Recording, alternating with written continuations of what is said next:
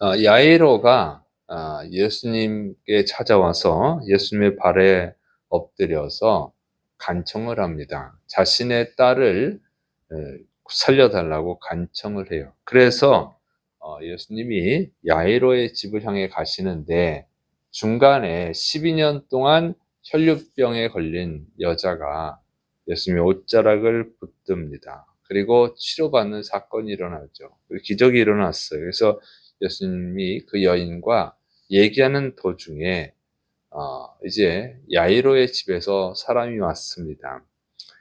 당신의 딸이 이미 죽었습니다. 선생님을 더 괴롭게 하지 마십시오. 그러니까 예수님을 더 괴롭게, 더 수고롭게 하지 말라 그런 얘기죠. 그런데 그 말을 듣고 예수님이 두려워하지 말라, 믿기만 하라. 그러면 내 딸이 구원을 얻을 것이다. 이렇게 말씀하셨어요.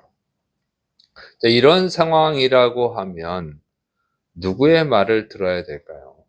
어, 당신의 딸이 이미 죽었습니다 하는 말을 들어야 되나요? 아니면 예수님의 말씀을 들어야 될까요?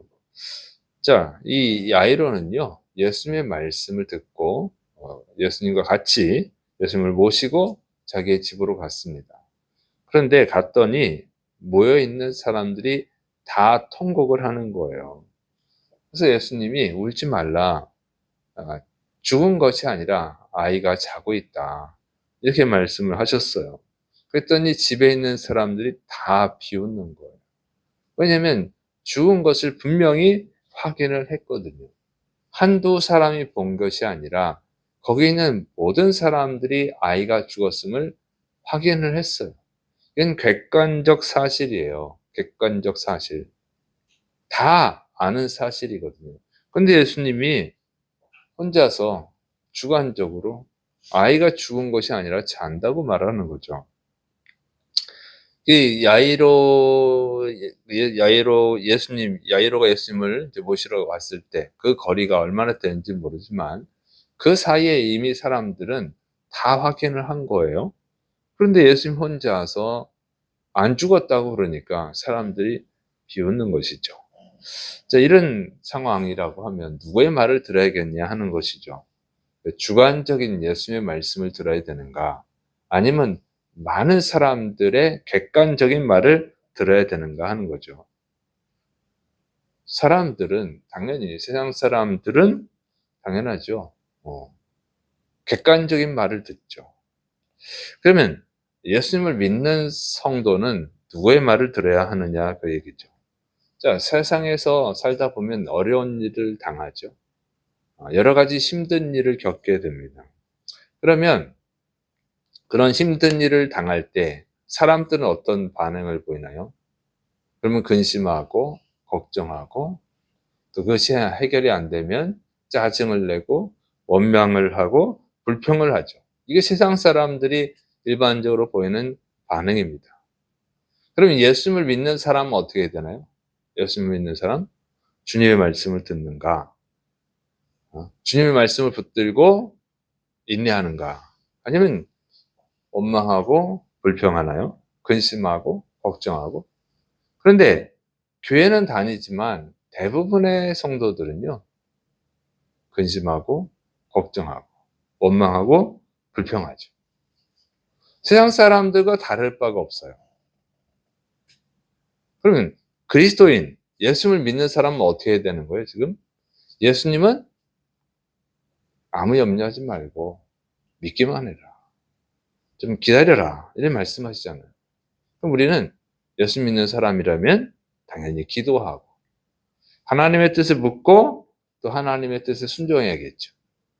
그러나 사실은 그렇지 않다는 거예요. 실제로는 세상 사람들과 똑같다는 거죠. 그래서 그 믿음이라고 하는 것을 잘 생각해 봐야 돼요.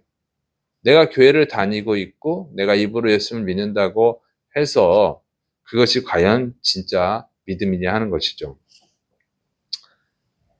안 믿는 사람과 똑같이 행동하는 것이 믿음이겠냐 그 얘기예요. 근데 그렇게 말하면 또 이러죠. 원망하고 불평할 수밖에 없는 상황이니까. 근심하고 걱정할 수밖에 없는 상황이니까 그런 것이 아니냐. 이렇게 말하죠. 그런데 원망하고 불평할 수밖에 없는 상황, 근심하고 걱정할 수밖에 없는 그 상황에서 예수님 믿는 사람들은 달라야 된다고 하는 거예요. 자, 예수님은 걱정하지 마, 이렇게 말씀하고 있어요. 예수님은 우리에게 하나님을 믿으라고 하는 거예요. 예수님을 믿으라고 하는 것이죠. 아무런 희망이 보이지 않지만 믿으라고 하는 거예요. 그래서 우리는 예수님의 말씀을 들어야 됩니다. 아무런 희망이 없고 원망하고 불평할 수밖에 없는 상황임에도 불구하고 객관적인 사람들의 말을 듣는 것이 아니라 주님의 말씀을 들어야 될 줄을 믿으시기 바랍니다. 왜냐하면 우리가 보는 것이요, 정확한 것이 아니라는 거예요. 저기 수많은 사람들이 지금 아이가 죽어서 예수님 혼자서 주관적으로 아니 안 죽었어. 물론 예수님께서 죽은 그 아이가 안 죽었다는 것이 아니에요. 예수님은 살려낼 것이기 때문에 말씀하시는 거거든요. 그래서 예수님의 말씀이 혼자 이상해. 다른 사람들의 말은 다 맞아. 다 똑같이 말해. 네. 다른 사람들의 판단이 맞다는 거예요.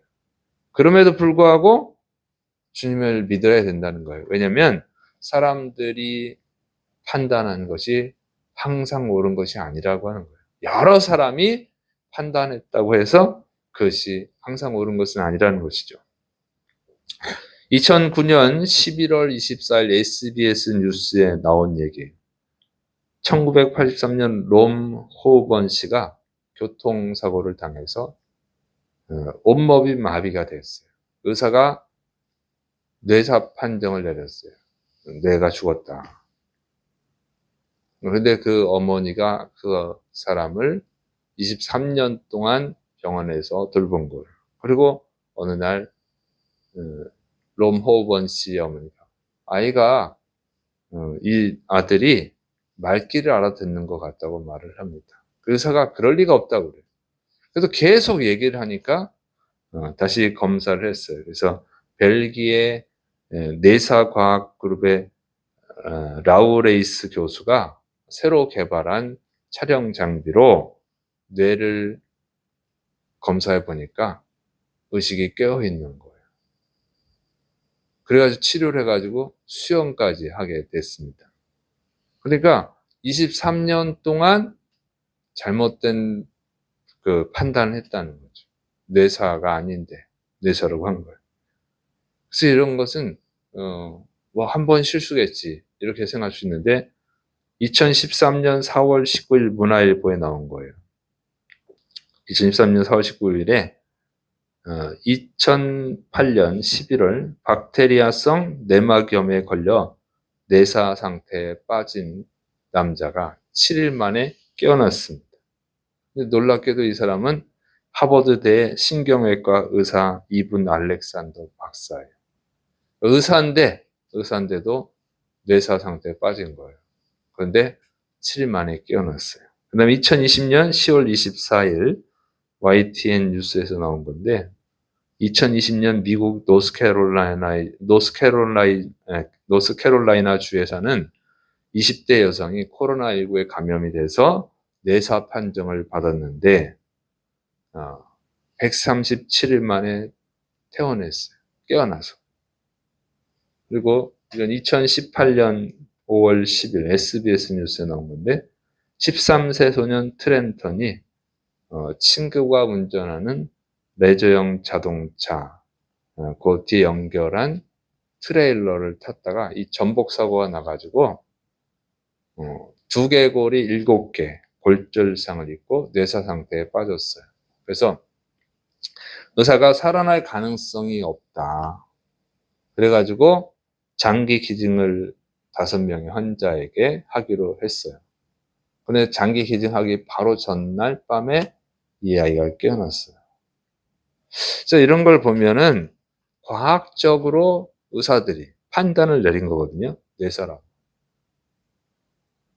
그런데 깨어났다는 거예요. 근데 오늘날 보면은 뇌사입니다 해가지고 장기 기증하는 분들이 많죠. 근데 과학적으로 진단한 거예요. 과학 장비를 가지고.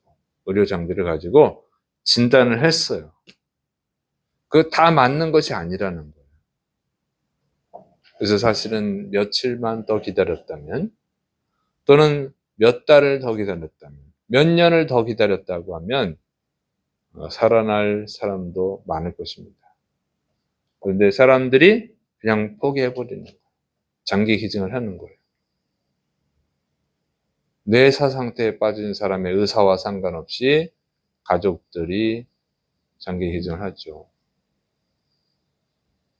안타까운 일들이 많을 것입니다. 안타까운 일들이 많을 거예요. 그건 주님의 뜻은 아닐 거예요. 저는 주님의 뜻이라고 보지 않아요. 이 사람들은 주님의 말씀, 하나님의 말씀을 듣지 않아요. 그냥 사람들의 말을, 객관적인 사람들의 말을 듣는다고 하는 거죠. 야이로는요, 이 사람 훌륭한 사람인 이유가, 야이로는 회당장입니다.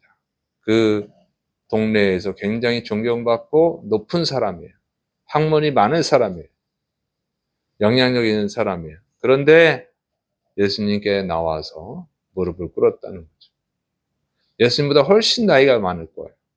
돈도 많죠. 그 동네 회당장이 되려면 아무나 되는 것이 아니거든요. 똑똑하고 돈도 많고 존경도 받아야 되고 나이도 많아야 돼요. 그런데 이 사람이 젊은 청년 예수님께 무릎을 꿇은 거예요. 그리고 모든 사람들이 다 비웃어요. 객관적이거든요. 이건 아이가 죽었거든요. 그런데 예수님을 의지합니다. 예수님의 말씀을 들어요. 다른 사람들의 객관적인 말보다는 주관적인 예수님의 말씀을 듣고 예수님의 능력을 믿은 거예요. 예수님이 이 아이를 살려주십니다. 그래서 오늘 우리의 믿음을 돌아봐야 된다고 하는 거예요. 성도님들이 믿는다고 하지만 사실 주님의 말씀을 더 믿습니까? 사람들의 말을 더 잘 믿습니까? 여러 사람이 다수가 말하면 그게 진리인 줄 알아요. 주님의 말씀을 듣질 않아요. 오늘날 일어나는 일들이에요. 이런 기적뿐만 아니라 동성애도 다수가 괜찮다 그러면 지금 교회들이 정신이 나가고 있어요. 미치고 있어요. 동성애자도 축복할 수 있다 이렇게 얘기하죠. 다수가 그러니까, 의사들이 그러니까 동물도 천국 간다 그러고 개도 애완견도 천국 간다 그러고 이런 이상한 사람들도 나와요. 주님의 말씀을 들어요. 그리고 자신의 상황이 어렵고 힘들면 너무 힘들잖아. 어쩔 수 없잖아. 포기해버려요. 객관적이에요. 그건 객관적이에요. 힘든 건 객관적일 수 있어요. 다른 사람들이 봐도 힘들다고 말할 수 있어요. 객관적으로. 그러니까 어쩔 수 없지. 원망하고 불평하는 게. 그건 사람들의 말이에요.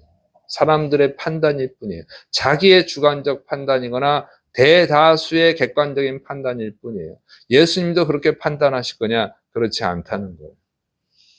주님은 나를 믿으라고 말씀하십니다. 예수님은 나를 믿으라고 말씀하세요. 하나님은요, 부르짖어 기도하라고 말씀하십니다. 너는 내게 부르짖으라. 내가 내게 응답하겠고 내가 알지 못하는 크고 비밀한 일을 내게 보이리라. 시편 46편 5절에는 새벽에 하나님이 도우시리로다. 기도하라는 거예요. 주님의 말씀을 듣고 기도하라고 하는 것이죠. 하나님을 의지하라는 거예요. 근데 기도를 안 해요. 하나님을 의지하지 않아요. 그래서 수많은 희망의 역사들이 일어나지 않는 거예요. 그래서 우리는 내가 누구를 믿고 있는가? 내가 이 상황을 믿는가? 이 현실을 믿는가? 사람들을 믿는가? 하나님을 믿는가? 다시 자신을 점검하고 하나님을 믿는 믿음을 가져야 될 줄을 믿으시를 바랍니다. 이 새벽에 하나님께 부르짖고 하나님의 은혜를 입으시기를 축원합니다. 기도하겠습니다.